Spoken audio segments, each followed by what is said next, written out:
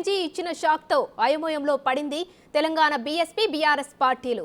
రాబోయే లోక్సభ ఎన్నికల్లో తాము ఎవరితో పొత్తు పెట్టుకోవడం లేదని ఒంటరిగానే ఎన్నికలకు వెళ్తున్నట్టు సంచలన ప్రకటన చేశారు మాయావతి. సరిగ్గా కొన్ని రోజుల క్రితం BSP Telangana chief RS Praveen Kumar BRS అధినేత కేసీఆర్ వచ్చే ఎన్నికల్లో పొత్తుతో వెళ్తున్నట్టు ప్రకటించారు. దీంతో మాయావతి చేసిన ప్రకటన ఇప్పుడు ఇద్దరు నేతలకు ఓ షాక్ అనే చెప్పుకోవచ్చు. నాగర్ కర్నూల్ టికెట్ ఇస్తే బీఆర్ఎస్ కు మద్దతిస్తానని ప్రవీణ్ కుమార్ అంగీకరించారు. కానీ ఇప్పుడు ఈ ప్రకటనతో ఇరు పార్టీల నేతలు అయోమయంలో పడిపోయారు.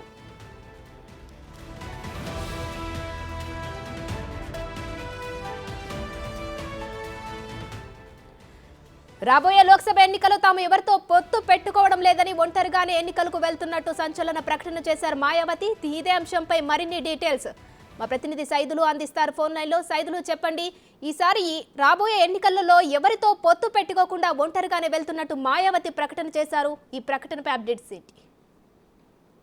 కొద్దిసేపటి క్రితమే మాయావతి ట్విట్టర్ ద్వారా కొన్ని విషయాలు వెల్లడించారు. దేశవ్యాప్తంగా ఈసారి బహుజన సమాజ్వాదీ పార్టీ ఒంటరిగానే పోటీ చేస్తుందని చెప్పేసి కూడా ఆమె ట్విట్టర్ ద్వారా వెల్లడించడం జరిగింది. ముఖ్యంగా తనకున్న బలం ఏంటో ఈసారి ఖచ్చితంగా నిరూపించుకుంటామని చెప్పేసి ఇటు ఎన్డీఏ కూటమిలో కానీ అదేవిధంగా ఇండియా కూటమిలో కానీ ఎవరితో కూడా మేము పొత్తు పెట్టుకోవడం లేదు. అదేవిధంగా మూడో ఫ్రంట్, థర్డ్ ఫ్రంట్ అని చెప్పేసి కూడా వార్తలు వస్తున్నాయి. సో థర్డ్ ఫ్రంట్ లో కూడా మేము ఉండడం లేదు అని చెప్పేసి కూడా తను ట్విట్టర్ ద్వారా వెల్లడించారు. అయితే దేశవ్యాప్తంగా ఈసారి బీఎస్పీ ఒంటరిగానే పోటీ చేస్తుందని చెప్పేసి కూడా చెప్పడం జరిగింది. అయితే ఈ మధ్య కాలంలో చూసాం మనము, ఈ వారం రోజుల క్రితము తెలంగాణలో బీఆర్ఎస్ బీఎస్పీ రెండు పార్టీలు పొత్తులో భాగంగా పోటీ చేస్తాయని చెప్పేసి ఇటు భారత రాష్ట్ర సమితి అధ్యక్షుడు కేసీఆర్, అదేవిధంగా బీఎస్పీ తెలంగాణ రాష్ట్ర అధ్యక్షుడు ఆర్ఎస్ ప్రవీణ్ కుమార్ ఉమ్మడిగా ప్రెస్ మీట్ పెట్టి తన పొత్తులో అంశాన్ని ఇటు మీడియా ముందు ఉంచడం జరిగింది. అయితే రానున్న లోక్సభ ఎన్నికల్లో